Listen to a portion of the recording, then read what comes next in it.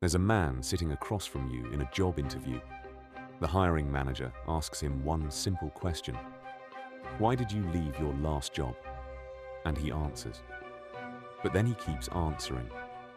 He explains the situation. Then he explains why the situation wasn't his fault. Then he adds context about the manager he reported to. Then he clarifies that he actually got along with most people there. Then he smiles nervously and says, "I just want to be transparent." The interviewer writes something down, nods once, doesn't ask a follow-up. The man keeps talking. There's another candidate interview that same afternoon. Same question. Why did you leave your last job? She pauses for exactly 1 second. I wanted a bigger challenge. Then stops. The interviewer waits. It doesn't come. So the interviewer leans forward. What kind of challenge are you looking for? She answers that too. Cleanly. Briefly. By the end of the interview, the hiring manager is explaining the company's growth plans, the team culture, the future of the department, selling her on the role she came in to ask for. She's nodding. The power in that room had quietly flipped, and all she did was say less than necessary. Think about the last time someone tried to convince you of something. Really tried. They explained. They argued. They sent the follow-up message. Then the second follow-up. Then the "just wanted to make sure you saw this" message 3 days later. Notice how, with every extra word, your resistance grew. You didn't decide to pull away. It just happened. Because over-explanation has a texture people can feel. And that texture tells them something is wrong. There's a scene that plays out in almost every friend group. Two people have a disagreement. One of them sends a long message. Paragraphs. The whole case laid out. Every point logically covered. They reread it before sending. It's reasonable. Airtight even. They hit send. The other person reads it. Then they screenshot it. Send it to someone else. Look how defensive they're being. The person who sent the message thought they were being clear.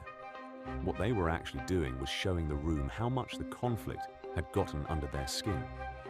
By the time the other person responds with 2 sentences, the social frame is already gone. There's a particular dynamic that happens on dates. Someone is nervous. They want things to go well, so they talk. They fill every gap. Stories back to back. Their job, their family situation, their last relationship, their opinions on travel, their 5-year plan. All in the first hour. The other person laughs in the right places, asks polite questions, but somewhere around the 90-minute mark, the energy shifts. They start checking their phone when the other person looks away. Their answers get shorter. Not because the person is boring, but because the entire map was handed over before anyone asked to see it. And once you have the full map, you stop exploring. Watch what happens in negotiations. Someone makes an offer. The other side goes quiet, just sits there. And the person who made the offer starts talking. Obviously, there's room to discuss the numbers. We could potentially look at the timeline. I mean, we're flexible on certain terms. The other side hasn't said a word. They didn't push back. They didn't counter. They just stayed silent.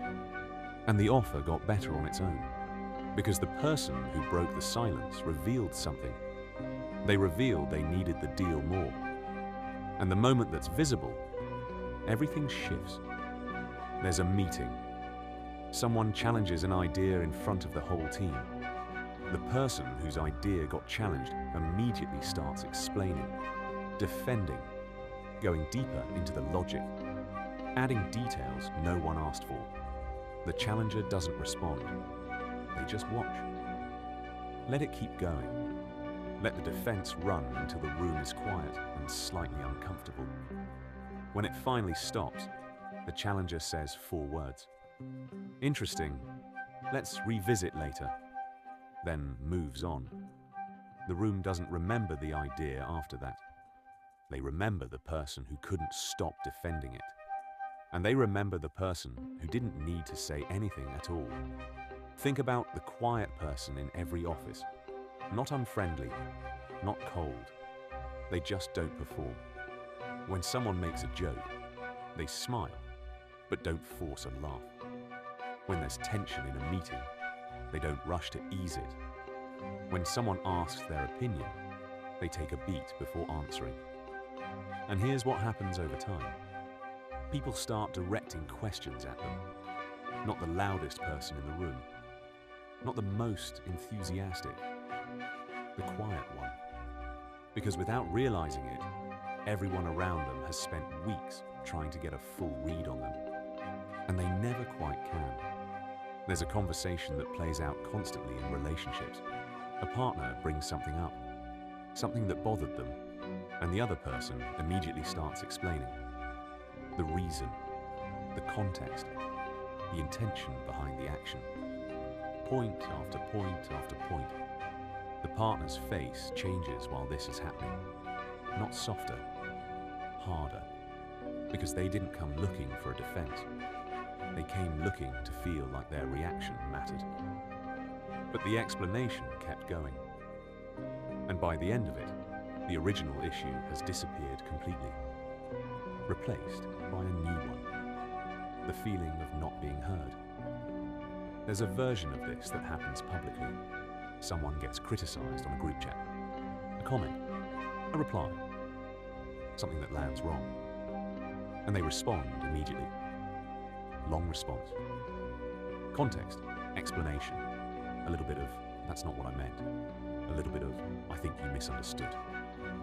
Everyone in the group reads it, then reads it again. And slowly, without a word being said out loud, the social consensus forms. Not about who was right, about who seemed more rattled.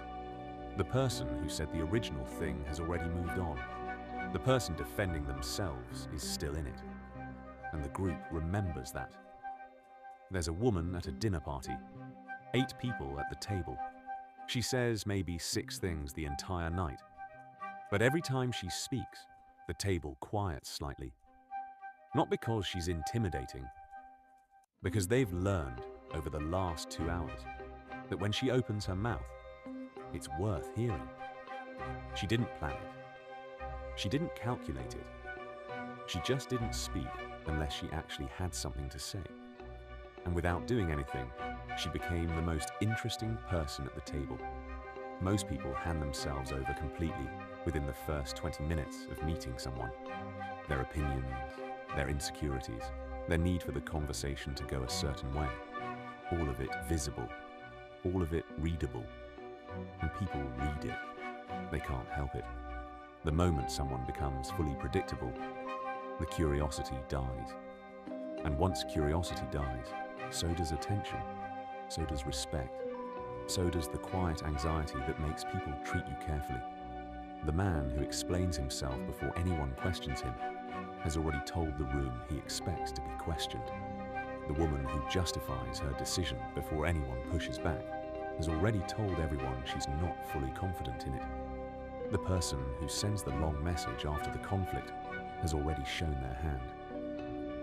Words meant to add strength almost always do the opposite.